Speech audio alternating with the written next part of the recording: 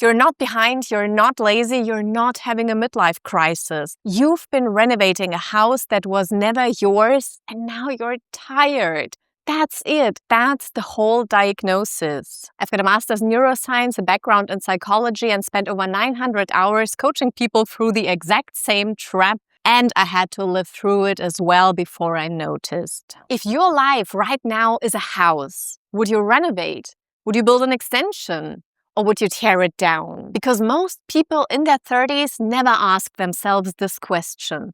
They just keep renovating. New curtains, new job, new partner, same good old life. And honestly, for some people, that's totally fine. If you genuinely love the house you grew up in, your hometown, the career path, the life everyone expected, renovate it, make it yours, more beautiful. But if you don't love that house, renovating it forever will kill you. And tearing it down is always an option.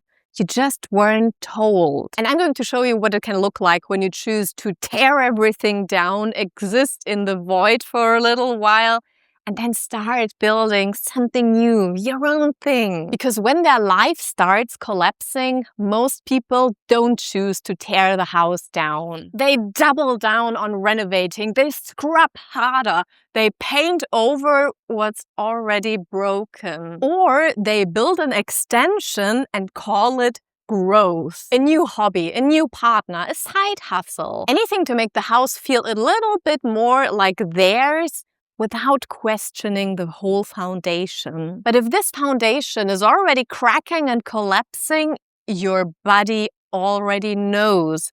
It's known for years. You're tired all the time and blame your kids. You can't sleep and blame caffeine. You're irritable for no reason and tell yourself you're just so stressed at work. And then you're standing in your kitchen at 2 a.m. holding a glass of wine you don't even want and Google, is it normal to feel nothing about your own life? FML. Your body is screaming and you've been stuffing in earplugs for decades. This has a name. Psychology calls it cognitive dissonance, the gap between who you actually are inside and how you are living outside. And every time someone asks you, hey, how you're doing? Your brain trots out the same rehearsed answer. Yeah, fine, work's busy, but it's okay, can't complain. I rehearsed some version of that for years, to my friends, to my mother, to myself. In my head, the same loop ran on repeat. It pays, other people have it worse, this is just adult life. It pays, other people have it worse, this is just adult life. And everyone around me was also always tired. Everyone was overworked. Everyone was complaining. So my brain just decided, this must be normal life. And then there is the second voice, the sneakier one, the one that whispers when you think about leaving. You have already given this so much. 5 years, the degree, the career path, the relationship. You can't leave now. What was this all for? That's called the sunk cost fallacy. The trap that keeps you committing harder to a life that you don't really want because you can't bear the thought that it was all wasted. It wasn't wasted. It was data. Now you have it, so use it. Because you can't renovate a life that was never meant to be yours to begin with. I know, because I tried. It's New Year's Eve 2021, the end of COVID, and I'm in my apartment in Berlin. No coaching clients because they all disappeared during the pandemic, and I'm living off COVID relief money and unemployment benefits. My apartment is too big and too expensive, and I know that the second COVID is over, I will be forced to move to somewhere cheaper, going through all the hassle of finding a cheap apartment in Berlin. So I'm sitting on a tatami mat in this cute Japanese corner that I built in my apartment in Berlin because I love Japan. And I ask my partner the year-end question, the cliche one. What do you really want your life to be like? He goes first. My whole life, I never went abroad, not even on a holiday. I'd love to live somewhere else, outside of Germany. Then it's my turn. I want my life to be an adventure, like in the video games, like Final Fantasy that I'd love to play as a child, where you move from place to place, you expand your world map, you evolve and not rent some cheap flat somewhere and rot for 30 years working on some office job. And then out of nowhere, I said it out loud. You know what? Let's leave Germany. Nothing is keeping us here. Let's sell everything and go. We canceled the apartment contract within days. That was the wrecking ball. No way back. And before you tell me, yeah, that's nice, you must have had savings, support, a safety net, I had unemployment benefits in Germany until they ran out. And then I had 7K my grandmother left me when she died. That's it. No partner with a salary, no parents stuffing my pockets. No savings. We just decided that it's now or never. The actual demolition took almost 6 months. I got rid of almost everything I owned. And let me tell you, you don't know how much stuff you've been hoarding until you're forced to stuff it into 2 suitcases. Every object becomes a tiny attachment to who you used to be. What about my manga collection? Should I take the Magic the Gathering decks?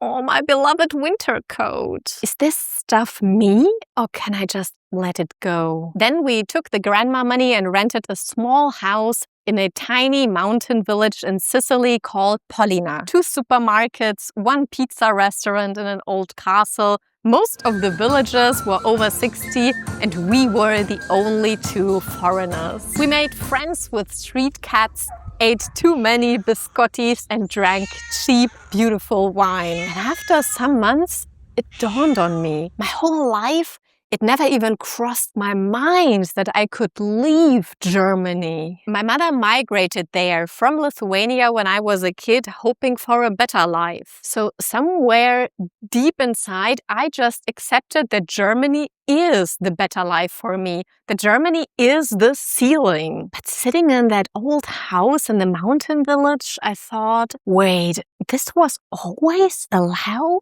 Yes, but before you sign up for the demolition fantasy, let me be honest about what it costs. It's hard. You will be exhausted.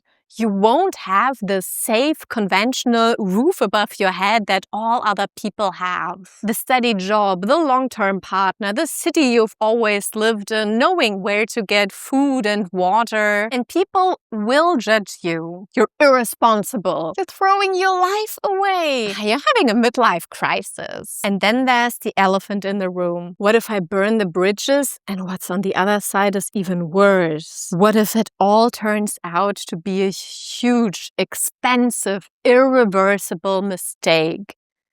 Aren't I just running away? That fear doesn't go away. You learn to walk with it. But here is what I can tell you.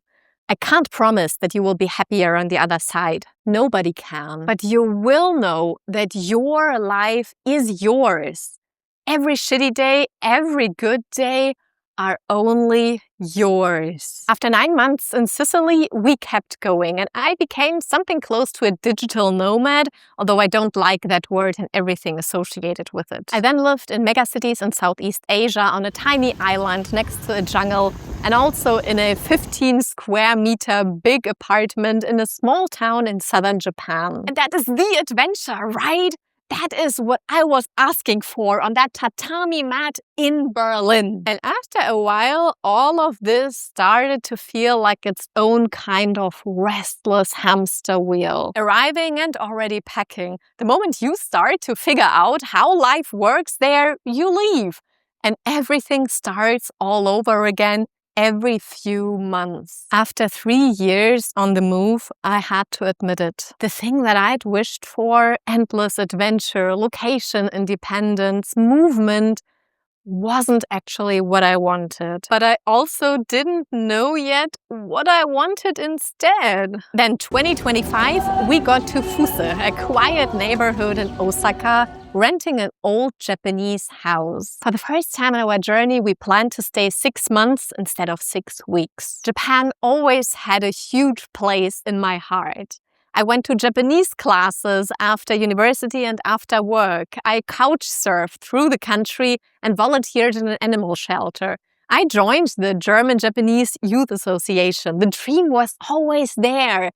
But my thoughts never went further than vacation in Japan. Look at that for a second. Decades of dedication and effort. And the ceiling of that dream was always some weeks of vacation in Japan every few years might be nice.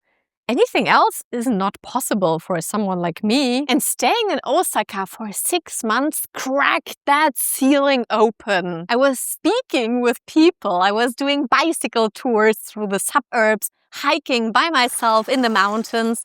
And every week I went to a sento, a public bathhouse. And after a while, one of the regulars started talking to me. It was a lady who runs a fruit dessert stand in the Fusa train station. And while we were sitting in the sauna, she says, "You've been here for a long time. You're not just visiting?" And that was the moment. A stranger saw me as part of her neighborhood. For the first time, this didn't feel like an adventure I was just passing through. It felt like an everyday life, one that I had actually chosen. And then sitting in our old house in that quiet neighborhood in Osaka, I thought, if all of this is possible, even the things that I deemed impossible, like 6 months Japan, hello! What else is possible for me? And around that time, we met other foreigners living in Japan. Normal people who had built normal lives there. And one of them was a real estate agent. He looked at our budget, our idea of a budget, and said, "Yeah, you could definitely buy a house here. Just tell me when you're ready and I'll help." Buy a house in Japan? The country I dreamed about for over 30 years and never once considered living in. That's when I saw it. This journey showed me that the list of things I just accepted as not for me was so much longer than I realized. The country, the career, the lifestyle, and everything on that list was put there by somebody else. Parents, teachers, societies, romantic partners, the default settings of being a girl from Eastern Europe who immigrated to Germany. And you have this list too. You know you do. Look at it and then ask yourself, who put that crap on it and why are you still obeying them? You don't need any permission to leave. You just need to realize that nobody ever gave you the command to stay. And here's the thing, there will be someone who watches this video, feels something crack open, and then goes back to the same old apartment, the same good old life. Yeah, that sounds good, but now isn't the time. I'll do it later, when the kids grow up, when the savings are bigger, when I'm more sure of what I actually want. You won't get more sure, you'll just get older. And the people who tell you to wait, they're not protecting you. They're protecting themselves from what it would mean about them if you actually did it.